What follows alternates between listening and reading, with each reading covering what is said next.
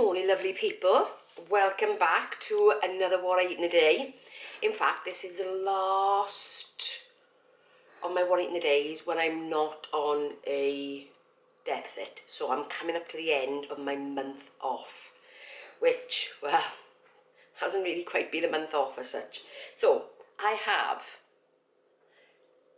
my sourdough, my tomatoes, my egg, my ham, my favourite. Yeah, I'm going to eat this, then I'm going to come back for a chat. Breakfast is eaten. Just for you to know, 501 calories that was in that breakfast. A bit higher than my normal ham, egg, tomatoes because I actually had more bread. Because there was a little tiny slice left at the end and I hadn't had breakfast until 10:30. So, yeah, so a bit later. So, what have I got? Well, okay, so this is my last What I Eat in a Day on my diet break month. Not quite being the month I had expected or hoped to have had, for lots of reasons of which you know. But this week I'm really making sure that I get my calories in because come next week I am back in my deficit. Back into full-blown weight loss mode. So today is the first time I've actually tracked anything for well over a week. Probably about 10. Oh, let me think. Probably coming up for more or less actually 2 weeks since I've actually tracked anything. Yeah, so back out with the NutriCheck app today, back out tracking, because I think sometimes it's good to get into that routine of tracking again before you've got to start pulling your calories down, because otherwise sometimes it can be a little bit too much. It can be too much all at once. So what have I got planned for today? I've got a nice lunch that I'm trialing today, which I've been thinking about doing for a while. So you're going to see that. And what else am I doing? Oh, I am making, when I did my weekend reset, I mentioned a chicken tagine that I was making. So I'm making that today. So I'm going to make that a little bit ahead of time. Because if you notice, if you can listen, it's all quiet here. No husband, no daughter, no grandchild, no nothing. So, but before that, I am just about to watch a YouTube video that Jackie Can from, that's the door, give me a sec, I'll be back now. Okay, Amazon delivery, order it again.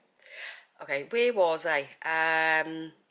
Yes, peace and quiet, nobody here, making tagine later, show you that. Because that is a really good recipe, and actually it's really low calorie and really filling. It's a good one. It's a real good one. You know, it's that one where you get a load of fibre in there, and it'll keep you going, and you can have it with a variety of stuff. So I'll show you that later. But like I said before, because I've got peace and quiet, then Jackie Can from Fat to Health, her channel. I leave a link below just in case you're not sure who Jackie is. She's a wonderful lady, full of so much energy, and doing so well on this journey as well. So she sent me a video link for a British cardiologist who was doing an interview with Rangan Chatterjee. So he is a British doctor and he's got a YouTube channel, so if you've never seen him, he's got a podcast as well. Fantastic. He interviews quite literally the top specialists in all areas and everything, health, well-being, all that kind of stuff. So she sent me I can't remember the name of the doctor, but I will leave a link to the video below, and he's talking about fasting and intermittent fasting and the benefits on your health, not just weight loss, because weight loss is great, but the reason we're losing the weight is because we want to become healthier, not necessarily because we want to be smaller. And sometimes that can get confused, I think. So I've already started watching that YouTube video and I'm hooked. absolutely hooked, because you know me, love to know more about health and more about making changes that can be sustainable, that can really help your health. And you know, I've always been a bit of a fan of intermittent fasting, time restricted eating, because whenever I get back onto my diet after a diet break, time restricted eating is always my friend. And to be honest with you, I do it quite a lot anyway. Not to massive extents, but I have shortened my eating window over the past year, I would say. And it's to the point where I can't actually eat first thing in the morning now. I'm just like, oh no, my stomach can't take it. Yes, so I've been doing that for a while. So I'm going to watch that video. Like I said, I will leave it linked below, so you can have a look if you're interested as well. But I think when I come to do my weekend video this weekend, you know, sort of my shopping haul, meal prep, because I'm back in work next week, so definitely meal prep happening this week. After I've watched it, if there's any key points and any bits that I'm taking out, if I'm going to give go myself, I will let you know. I will let you know on the weekend. Yeah, I give myself a lot to do though, because I am actually in Oxford all day on Saturday. Meet up with old friends, so yes. But yeah, okay, so that's it for now. I will see you either when I am making lunch or when I am making the tagine, whichever one comes first. But first of all, I gotta watch this video. So it just depends whether my daughter and grandson turn up before I get a chance to do any of that, because I've got to watch this video in peace and quiet. Right, see you later. Okay, so just making the tagine for later, because chicken tagine, Moroccan chicken, I call it both. It's the same kind of thing.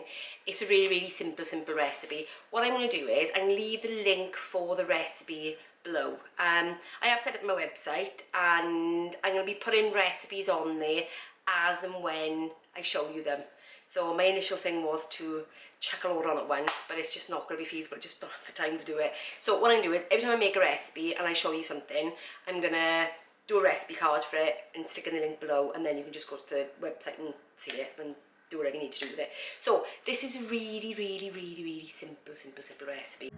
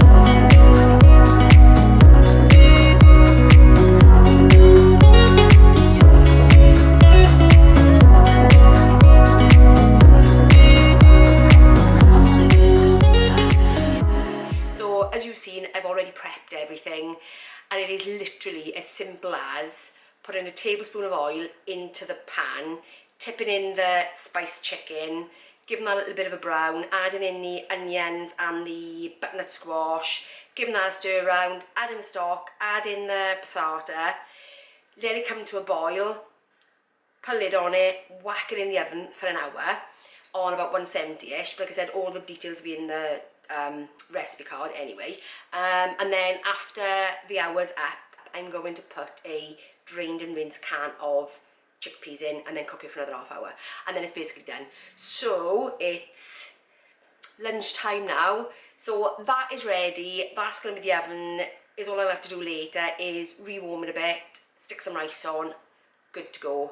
Plenty of fibre in it. It's got the chickpeas in there. It's got onion in there. It's got some really nice spices in there. It's got around about 800 grams of butternut squash in there. So really, really good on fibre. So that's that for now. It is lunchtime, but I'm not particularly hungry. So what to do? Have a little bit of a think. I'll come back and show you. Right, so it is lunchtime and I did decide to have something.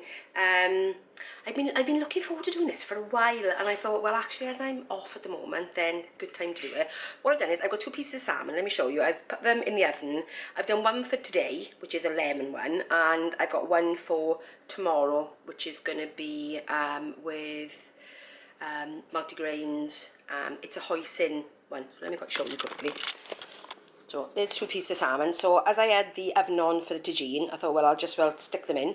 Easy enough done. And then I've also, when I was boiling potatoes yesterday, I boiled some extra new potatoes. So I've made a potato salad with that. Show you really quickly. And also, I was looking for like a lemony vinaigrette dressing. So I've just made that as well. You would have seen them, except my camera didn't record. Sorry. Okay, so I'm going to put this together. Oh, by the way, what I will do is I will do a recipe card for it.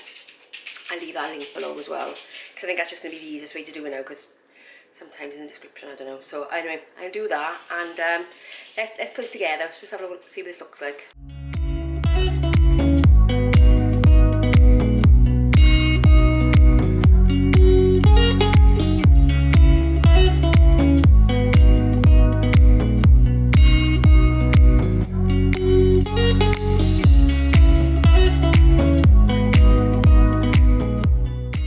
There we go. Lemony, garlicky salmon with new potato salad and cucumber on the side.